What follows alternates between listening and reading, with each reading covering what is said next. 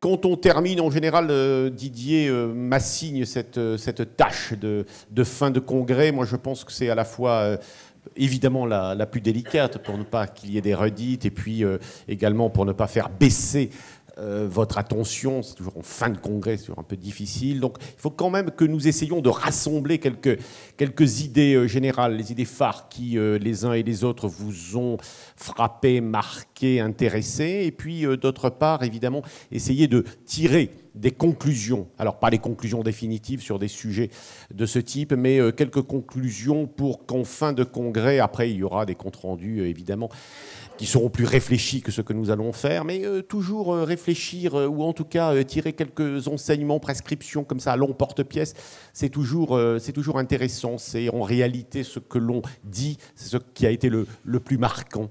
Et je crois que les uns et les autres, vous avez été très attentifs, attentives, donc nous allons pouvoir sans doute avancer. Je vais vous faire une petite remarque pour introduire un petit peu notre réflexion, donc de 45 minutes, tout compris. C'est de vous dire que j'ai eu l'impression que l'on a beaucoup parlé de complémentarité. En réalité, moi, sur ce thème, qui est un thème évidemment difficile, santé des aînés, qui n'était d'ailleurs, je dois le reconnaître, pas un de mes thèmes les plus familiers pour celles et ceux qui me connaissent. En réalité, c'est un thème qui a évidemment été riche. On a beaucoup parlé de complémentarité. En réalité, moi, j'ai senti plutôt des oppositions. Enfin, je mets ça sur la table pour créer le débat. En réalité, pourquoi ? Parce que je crois que nous avons fait, dans ce sujet, je le livre à votre sagacité, je trouve que l'on a à la fois un projet, un sujet en tout cas, un sujet, pas un projet, un sujet tout à fait global, on pourrait même dire globalisant, mais en réalité, il faut être opérationnel. Donc à la fois, il faut penser large, il faut penser global, et puis il faut penser local et concret, notamment parce que ici, quand même, à Nice, on a évidemment des experts, on a des grands institutionnels qui viennent, mais enfin, on a aussi des professionnels de santé. Donc, il ne faut pas avoir des idées non plus qui sont totalement déconnectées des réalités. Ce que l'on dit souvent, il ne faut pas raisonner hors sol. Donc, il faut aussi le traiter, me semble-t-il, de haut et puis du bas aussi. Si on veut bien comprendre les choses, rien n'est finalement mieux pensé que quand il est bien réfléchi avec un vrai ancrage sur le terrain. Avec Joël Martineau, on s'est dit ça en préparant un peu cette réunion, c'est-à-dire que quand on voit réellement les choses et qu'on les vit, on comprend mieux comment ensuite les penser en stratège. Et puis tout le monde veut faire, me semble-t-il. En réalité, personne ne veut lâcher, le guidon, le manche, mais en réalité, tout le monde redoute en fait de s'occuper de ce sujet de santé des aînés. C'est vraiment un sujet très, très complexe. On va le voir. Et c'est complexe, me semble-t-il, pour au moins une raison. C'est-à-dire qu'en réalité, nos sociétés veulent penser l'autonomie et l'indépendance de leurs concitoyens, des personnes donc âgées, les plus âgées, mais enfin également, dans le fond, nos sociétés qui sont quand même des sociétés libérales. Elles veulent laisser de l'autonomie, de la liberté aux gens, mais d'un autre côté, en réalité, on se rend bien compte que quand il y a faiblesse ou affaiblissement de la personne âgée, ça a été dit tout au long de ces 2 journées, il faut bien que les politiques globales, les politiques publiques s'en mêlent, en tout cas qu'elles s'occupent des plus fragiles. Donc national, local, de nombreux opérateurs. Il y a évidemment les pouvoirs publics, je pense au Canada ou au Québec comme ailleurs, comme chez nous en Europe. Mais il faut également, on regarde bien qu'il y a beaucoup d'opérateurs privés différents, beaucoup d'acteurs. Voilà, bref, c'est un sujet complexe. Et c'est un sujet d'autant plus complexe, je vais dire, comme Madame de Staël, si vous me le permettez, on va commencer comme ça. Il faut en plus ne pas séparer l'intelligence des sentiments. C'était donc une bonne idée de nous réunir avec Région, avec Claude Évin, avec vous, Madame Joël Martineau, et avec Anne-Marie Armand-Terrasse de Saxé. On a donc l'intelligence et les sentiments, tous réunis. Claude Évin, ça te va? Ça vous va? Monsieur le ministre, ça vous va? Intelligence et sentiments, ça vous va? Bah, pourquoi pas? Bon, merci Pascal. S'il faut effectivement partir du haut pour traiter l'opérationnel et traiter ce qui effectivement nécessite qu'il y ait des changements dans l'organisation, dans les comportements, dans la réponse apportée aux aînés et à leurs proches.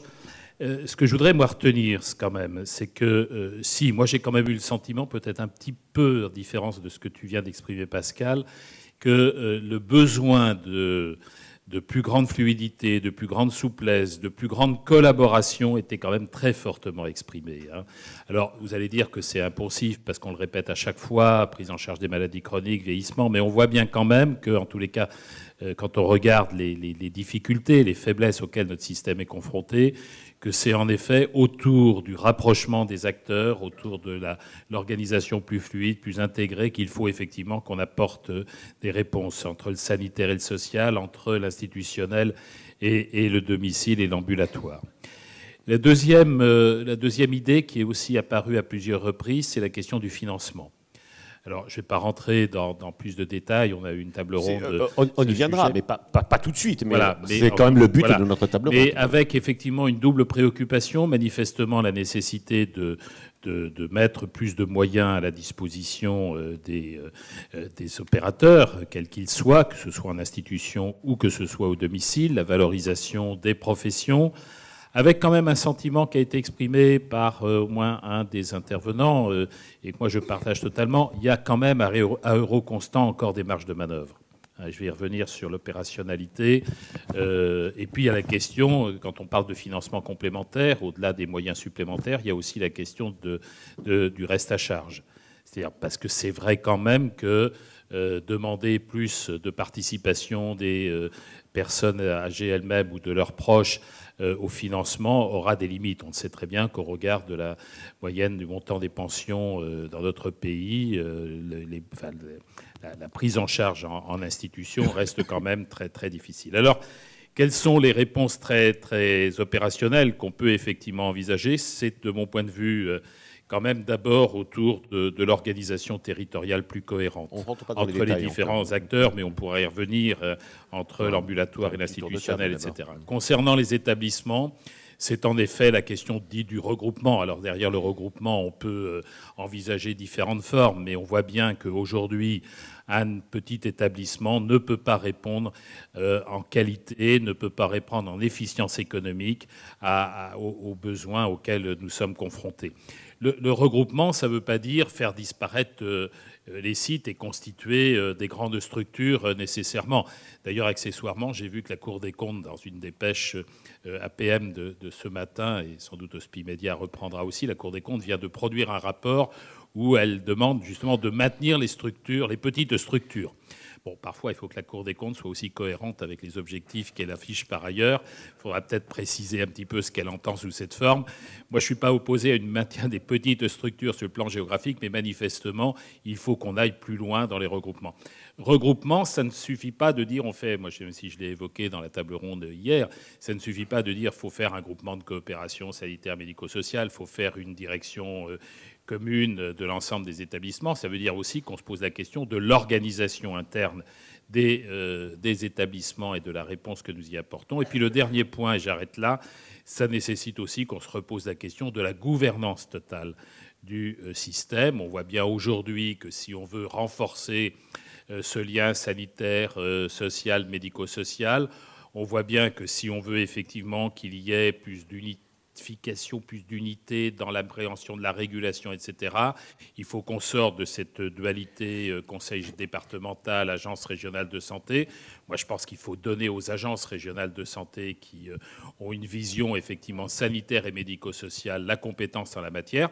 Il faudra retravailler sur le rôle des départements. Bon, il y a un problème, y compris politique, institutionnel derrière, qui va bien au-delà de la problématique de l'aide sociale et des compétences des conseils départementaux. Mais voilà quelques idées, moi, que je retiens en tous les cas des échanges et avec lesquels je me sens tout à fait à l'aise. Claude Évin, c'est surtout des sujets que l'on va traiter là, maintenant. C'est-à-dire qu'on va parler de politique, on va parler d'économie et on va parler d'opérationnel. On est d'accord dans cette table ronde maintenant. Quand on est ministre, comme vous l'avez été, on fait vous, hein. Quand vous êtes ministre, comme tu veux, comme vous l'avez été, c'est filmé, c'est filmé. Je ne voudrais pas qu'on dise que les journalistes sont trop proches des ministres. Quand on est ministre, comme vous l'avez été, Est-ce que, mais il y a quelques années quand même, est-ce que les questions... C'est pour ça qu'il y a prescription. Oui. Est-ce que la santé des vieux, hein, on a employé le terme, on dit des aînés, est-ce que c'était un vrai sujet? Est-ce que c'était un sujet intéressant, un sujet noble, un sujet sur lequel il fallait s'intéresser? Et maintenant, est-ce que c'est vraiment un sujet qu'il faut saisir? Alors, c'était un sujet sans doute moins présent qu'il ne l'est aujourd'hui, parce que, comme vous venez de le rappeler, ça fait quand même un petit moment que j'ai été au gouvernement, donc c'était moins présent dans les préoccupations, mais ça l'était quand même, hein, de toute manière. Et puis, on faisait le lien, effectivement, entre l'aspect sanitaire et social et médico-social. Simplement, c'est vrai qu'aujourd'hui, mais bon, là aussi, enfin, ça mériterait d'être développé. Je crois qu'au-delà des discours, au-delà de ce que l'on peut dire dans les intentions des uns et des autres, la réalité dans les décisions qui sont prises, dans l'opérationnalité, n'est pas toujours au rendez-vous des ambitions qu'on veut afficher. Oui, c'est quand même ça le... Ouais. Alors, on peut se permettre tout. On a un peu l'impression que la ministre actuelle, Madame Buzyn, elle y va un peu à reculons sur ces sujets-là. Enfin, en réalité, comme tous les ministres. Parce qu'on se dit que c'est une bombe, c'est très compliqué. Alors, non, ce qu'il y a, c'est qu'effectivement, la question qui est venue souvent autour de cette question, c'était la question du 5e risque, c'est-à-dire qu'on l'a abordé, et de mon point de vue, essentiellement de manière financière, en disant comment on va créer, effectivement, à côté de la branche maladie, de la branche retraite, comment on va créer le 5e risque. Je l'ai évoqué dans mon propos tout à l'heure, sans beaucoup m'étendre. C'est vrai qu'il y a une question de financement, mais je pense qu'il faut qu'on l'aborde au-delà de la seule question du financement. C'est-à-dire, on l'a bien vu hier, d'ailleurs, à propos dans la table ronde qui était plutôt axée sur le financement, que la question de l'organisation est absolument déterminante. Hein, la question des missions. Et ça, c'est quand même une démarche, si vous voulez, c'est quand même une démarche qui est beaucoup plus forte aujourd'hui qu'elle ne l'était, moi, quand j'étais en responsabilité. Parce qu'à côté de la prise en charge des personnes âgées, qui nécessite effectivement l'articulation institutionnelle, domicile, etc., on voit bien que notre système est interpellé par ailleurs sur d'autres problématiques du même type. J'ai évoqué les maladies chroniques, par exemple. Et en fait, on a besoin aujourd'hui de repenser l'ensemble de notre système sanitaire, médico-social et social, qui, alors là aussi, c'est un poncif qu'on répète à chaque fois dans ce type de colloque ou dans les débats publics, qui est trop cloisonné, chacun est dans son couloir. Donc il faut qu'on travaille là-dessus, et c'est comme ça qu'on apportera de meilleures réponses à la prise en charge des maladies chroniques, mais aussi à la prise en charge des personnes âgées, pour lesquelles il y a un besoin effectivement sanitaire, il y a aussi un besoin social qui est très fort, et donc c'est ce décloisonnement qu'il faut qu'on mette en place. Mais derrière ça, c'est imaginer d'autres modalités d'affectation des financements, c'est imaginer d'autres possibilités, y compris statutaires pour les personnels, de passer de l'un à l'autre, etc. Enfin, une fois qu'on a posé le diagnostic, c'est vrai qu'on n'est pas à la hauteur des ambitions que l'on voudrait atteindre parce qu'on a encore énormément de rigidité dans notre système. Les repères région Hébert, les repères politiques et opérationnels. En quelques mots, hein, ne faites pas... simplement, on brosse... On a encore un peu de temps, on brosse simplement les 2 ou 3 sujets que l'on doit aborder. L'attitude des gouvernements par rapport aux aînés est la même à peu près que ce que vient d'évoquer notre collègue. On en parle beaucoup. Est-ce qu'on agit? Très peu.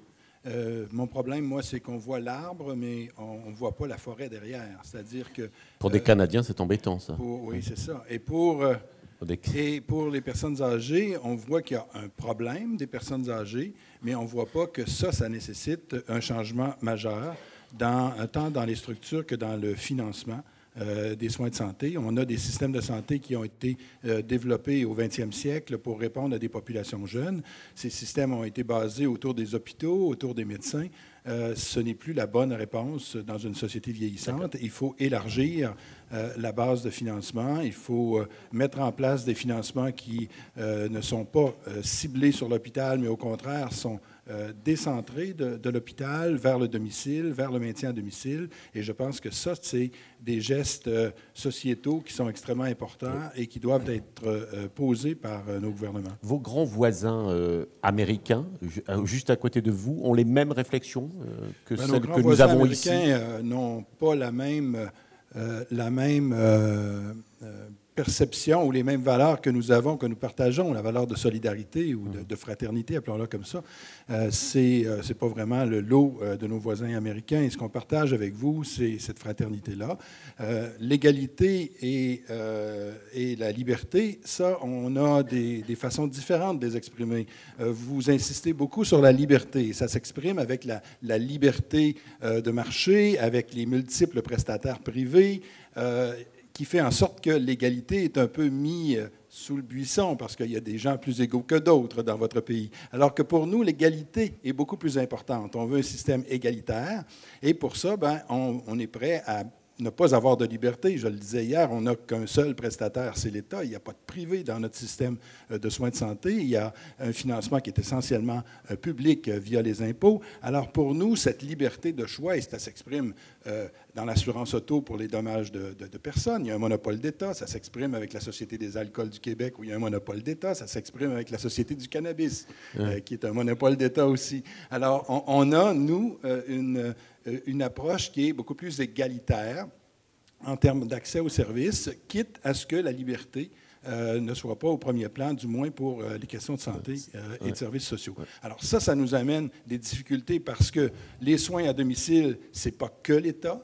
Et donc, il y a d'autres prestataires qui sont des prestataires du privé. Et là, on a un système de financement qui est inadapté parce qu'il est encore basé sur un financement des institutions publiques qui ne répondent pas aux besoins. Et donc, il faut changer la structure de financement. Lorsque j'étais ministre, le projet majeur que j'ai mené, c'est de mettre en place une assurance autonomie, un peu sur le modèle de l'APA, mais surtout sur celui des Japonais.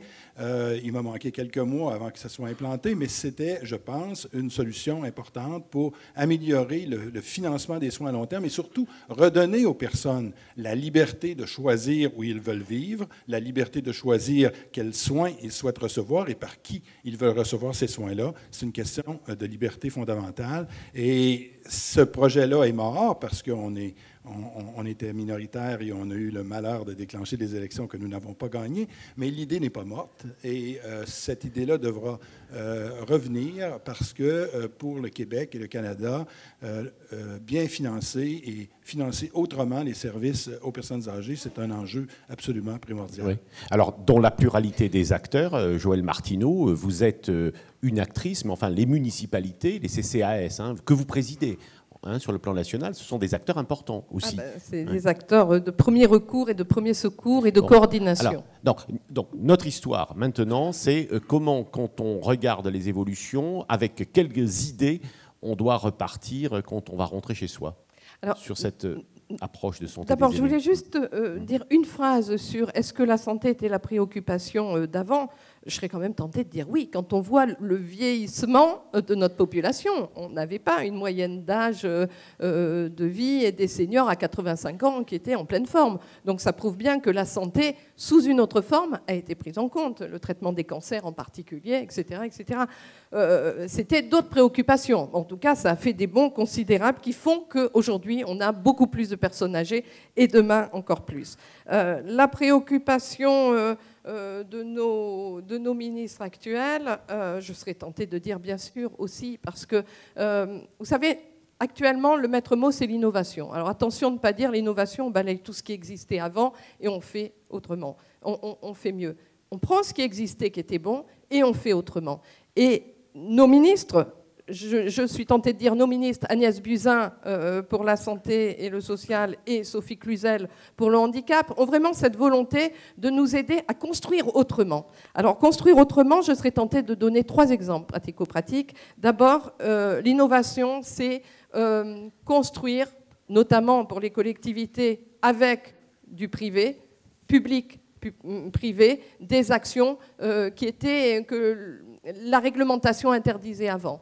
Donc c'est décloisonner vraiment, mais que les lois, les textes nous permettent et nous incitent à le faire. Incitent les collectivités par des valorisations. Quand, par exemple, on travaille sur la permanence d'infirmières de nuit, pour permettre, et donc c'est un réel avantage pour nos personnes âgées, de rester dans l'institution plutôt que d'être hospitalisées dès lors qu'il y a une infirmière qui va pouvoir tout simplement faire la prescription d'un médecin qui sera passé la nuit ou le suivi de patients chroniques qui, du coup, ne seront pas hospitalisés. L'évaluation économique, elle est tout de suite au rendez-vous. Elle s'évalue facilement. C'est le nombre d'hospitalisations évitées. Et le confort du patient et de la personne âgée est tout de suite, évidemment, bien au rendez-vous. Donc, c'est accepter, par exemple, que ces IDE soient mutualisés entre des établissements privés et des établissements publics sur un même territoire. Ce n'est pas évident au départ. C'est, par exemple, réfléchir à des financements croisés entre le médico-social et le sanitaire pour pouvoir faire une réelle inclusion de personnes âgées en situation de handicap lourd avec les financements dont les personnes handicapées bénéficieraient si elles étaient en foyer de vie. Donc, c'est lever un certain nombre d'obstacles juridiques et administratifs. Le troisième point, c'est inciter, par exemple, lorsqu'il y a X passages itératifs dans un service d'urgence à l'hôpital ou X appels de personnes âgées qui n'en peuvent plus du vendredi nuit au dimanche. C'est mon quotidien de recevoir ces appels de gens qui n'en peuvent plus parce que la personne dont ils s'occupent... Pas votre quotidien d'élu, mon votre quotidien de médecin urgentiste. Et donc, d'avoir appelant des gens qui pleurent en disant « mais je n'en peux plus, je ne peux plus le garder parce qu'elle est agitée, parce qu'elle ne dort pas, etc. etc. » que notre seule réponse, c'est de l'envoyer à l'hôpital. La réponse, ça serait que du 15, automatiquement, il y ait une fiche qui parte vers le service social qui, le lundi, instruira un partenariat avec les CCS ou les autres acteurs. Ça existe depuis des années au SAMU de Paris, avec Suzanne Tartière, que je cite autant qu'à chaque occasion, qui est un médecin urgentiste qui a mis ce volet social. Donc on a un exemple qui existe, et je ne comprends pas qu'on ne le décline pas. Et pourquoi vous ne le faites pas, vous, puisque vous êtes élu à Nice? Mais parce que quand on veut le faire, et effectivement, moi je suis médecin urgentiste et je suis adjointe à l'action sociale, eh bien c'est encore trop cloisonné entre le monde hospitalier. Alors, vous rencontrez une chef de service, assistante sociale de l'hôpital, qui est complètement partante.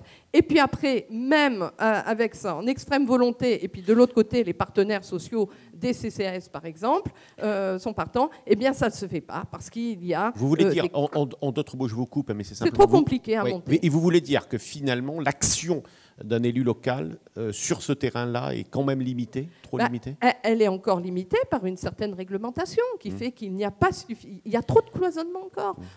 C'est notre maître mot, hein, on entend à toutes nos réunions nationales, il faut décloisonner. Mais il faut le faire. Oui. Comment le faire? C'est peut-être une incitation à des bonus, financement de l'ARS pour mettre en place ce dispositif qui permettront... Alors, ce n'est pas un financement supplémentaire.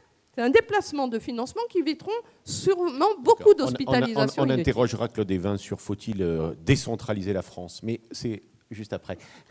Il a quelques minutes pour y réfléchir, mais c'est quand même sa spécialité. C'est quand même un sujet sur lequel, à mon avis, il aura à dire. Anne-Marie, dites-moi, Anne-Marie, vous êtes la présidente du collège de la HAS? Vous êtes la présidente de la HAS? Pas du tout. Ah. Vous allez avoir des ennuis, hein. Voilà. Didier, enlève-moi ça, là. Anne-Marie Armand-Terrasse de Saxé. Oui, alors, qu'est-ce que, selon vous, vous êtes à la fois donc, à la Haute Autorité de Santé, vous avez été à la DGOS, vous avez été à la manœuvre, vous l'êtes encore, notamment sur les grandes questions de qualité. Qu'est-ce qu'il faudrait faire pour que ça marche mieux? C'est simple comme question. Ça, c'est la particularité des questions de Pascal. À la fin de ces 2 journées, et rapidement, pour ouvrir d'autres discussions, je me dis qu'on voit quelque chose qui exprime cette contradiction dans le fait que nos hommes politiques n'avaient pas prévu que la santé soit un des sujets des grands débats organisés aujourd'hui en France. Quand on voit la richesse des travaux, c'est-à-dire pas seulement des réflexions, mais des travaux qui ont été évoqués, on comprend bien que de très nombreux Français et des élus en même temps aient dit dans ces débats, non, attendez, je voudrais qu'on parle, et ils parlent de quoi? Ils parlent proximité et sécurité. Hein, c'est beaucoup comme ça que à la fois les citoyens et les hommes politiques attrapent ces questions de santé. Je pense que aujourd'hui, avec quel outil on pourrait essayer de remonter ce qu'il faut faire. Bon, le plan présenté par Dominique Libaud, Agnès Buzyn le 28 mars. Auquel vous avez participé, oui, vous allez tout nous dire maintenant? Non, non, je n'ai pas le droit. Bah, si. Non, je n'ai pas le droit, mais vous avez tapé dans toutes les cases, hein, qui sont des cases qui, bien sûr, ont animé les 10 ateliers. On a oublié quoi? On a oublié quoi? Non. Si, aujourd'hui, on faisait un exercice que les consultants adorent, qui est que chacun prend un post-it et met dessus le résultat qu'il souhaiterait qu'il soit amélioré dans les territoires pour les aînés. Hein. Pas seulement la santé physique, la santé morale, les conditions de vie des aînés. On retaperait là, enfin on réinterpellerait tous les sujets qui vont bien devoir être réglés maintenant dans les 10 ans, et pas trop plus. Pourquoi? Parce que la vague démographique, c'est la patrouille qui va nous rattraper. Hein? C'est quoi? Alors, tous les sujets, ce sont les sujets du financement, Claude l'a dit, c'est le financement à 2 niveaux, c'est la solidarité nationale. Elle doit intervenir davantage pour compenser les inégalités personnelles des individus en fin de vie. Pas que. Il y a aussi comment on interpelle les individus, leurs familles, hein, pour qu'ils financent leur... D'accord. Il faut remettre, pour qu'on garde quelques idées, il faut remettre combien au pot, à peu près, Claude? Ou vous, Anne-Marie?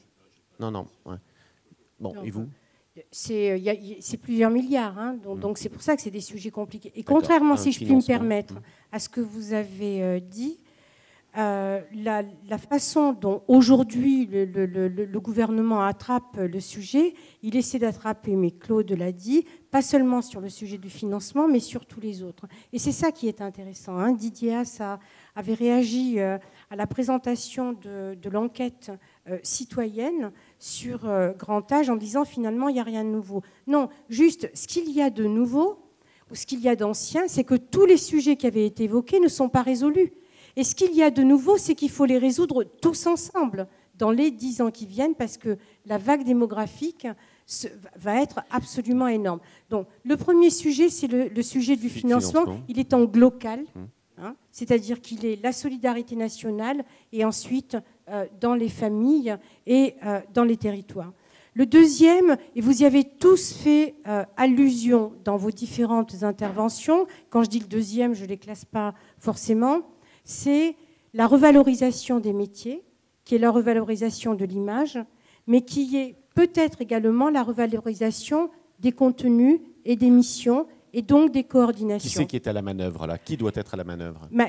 Qui doit être à la manœuvre? Un peu tout le monde, et c'est bien pour ça qu'il faut que le plan soit gouvernemental, parce que dans les maquettes de formation des études, enfin plutôt, disons, reprenons l'intervention de Véronique Billot, agence régionale de santé PACA. Véronique est venue vous dire ce matin, on est très embêtés parce que nous n'avons pas fait le plein de notre rentrée dans les écoles d'aides-soignants. Moi, je vais vous dire autre chose. Je vais vous dire, mais Eric Trottmann, moi j'ai lu qu'en Suède ou au Danemark, mais je crois que c'est en Suède, en fait, comme il y a une désaffection, comme chez nous, des métiers du grand âge au domicile, ils essaient de flécher beaucoup de leurs travailleurs immigrés, enfin de leurs immigrés, hein, en leur donnant une formation rapide et en disant, au fond, pendant quelques mois, on les met sur le domicile, ça nous rend service et puis ça leur donnera le temps de voir après comment ils atterrissent. Donc, la formation, redonner du sens. Ah oui, d'accord. Et puis ensuite toute la coordination. Et puis, s'il y avait un troisième sujet, Claude l'a abordé, c'est le sujet de la gouvernance territoriale, mais moi, et j'en reparlerai tout à l'heure si vous me donnez la parole, c'est la question du pilotage par la qualité. Dominique Libaud l'avait abordé, et ce n'est pas des gros mots, et ça ne sont pas que des mots théoriques et encyclopédiques. Le pilotage par la qualité, c'est que la personne elle-même, elle donne son avis. Moi, j'ai été très intéressée je vois la présidente de Hold Up, voilà, dans le halo, le vague halo, mais c'est absolument passionnant. Hold Up a fait toute une série d'initiatives et d'expériences en France extrêmement intéressantes qu'on va reprendre à la Haute Autorité de Santé, puisque je suis en train de diligenter un travail sur l'élaboration d'un questionnaire national de recueil de la parole elle-même. D'accord. C'est-à-dire, quel est le choix qu'on vous a donné? Est-ce que ensuite votre parole a été respectée?